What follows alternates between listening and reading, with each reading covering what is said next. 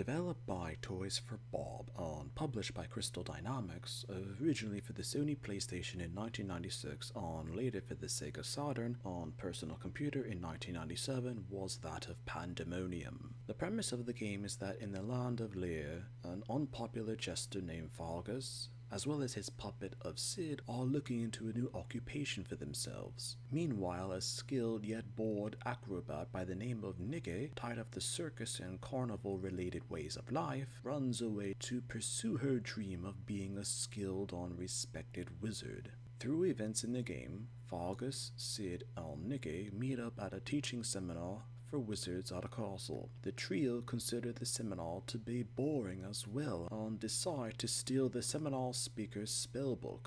And to avoid being seen and desiring to use the spellbook, they went to one of the highest balconies in the castle overlooking a village. Owing to Nikki knowing some magic skills already, Fargus and Sid encourage her to use a high-level spell, which is something that's actually outside of her skill range. As in the moment, Nikki agrees to do so, and a complex spell is casted with a monster called Yungo appears from the spell and consumes the entire village. Looking through the spellbook for a way to stop what they had done and to get rid of the monster, information from the spellbook mentions that they'd have to obtain a wish from the wishing engine. From a map located within the book as well, the trio decide to set off to find the wishing engine. Eventually, when they do find the wishing engine, it tells them to speak of 3 wishes. Fargus actually wishes for a chicken just to see and check if the engine actually works. Nikki wishes that the village was returned to the state that it was before they had accidentally summoned Yungo.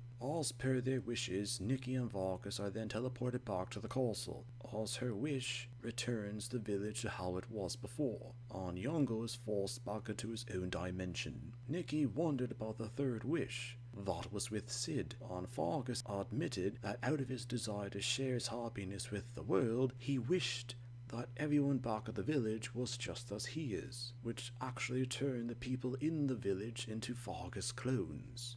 As the game ends with them having to trek back to the wishing engine to fix the accidental 3rd wish from Fargus through Sid. Upon release of the game, it had mixed reviews from both critics as well as gamers, but the concept of Pandemonium as well as the characters of Nikki, Fargus and Sid were interesting enough for a sequel. Developed by Crystal Dynamics and published in North America by Midway Games and in Europe by Crystal Dynamics was that of Pandemonium 2. When the magic-infused comet of infinite possibilities is about to pass over Lear, for the first time in centuries, the people of Lear race to get as close to the comet as possible in order to make a wish by using its powers. Nikki, a seductive sorceress, decides that stealing the source of the comet's magical power is a quicker way than to obtain the power needed rather than study for it. Her friend Fargus, a jester who had slowly gone mad over the years, has a simple plan to, quote, touch fire upon the comet when it gets close enough, end quote. Sid, Fargus's puppet, desires to get rid of Fargus and perhaps to become romantic with Nikki, but an evil queen named Zostya wants the comet's power as well as the trio, as the trio must get to the comet before the queen does.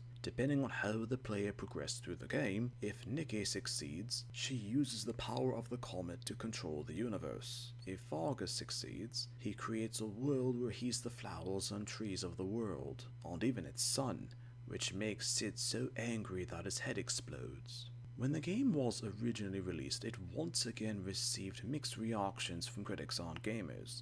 In particular, the redesigns of the characters were disliked, mostly from Nikki, as in the original game she was a young and aspiring witch, to the sequel as a seductive and controlling woman, as this was seen as an attempt by developers to appeal to the male demographic niche of the gaming market. The sequel was such a sharp change in direction from the original, there were even some who didn't even technically call it a true sequel but a reimagining of the characters of Nikki, Fargus and Sid, or even the entire Pandemonium series at the time. Sometimes a character could be forgotten because they were originally an innocent group of characters on a quest, but for a sequel, developers changed the characters as well as the concept of the game itself, and none were happy with the end results.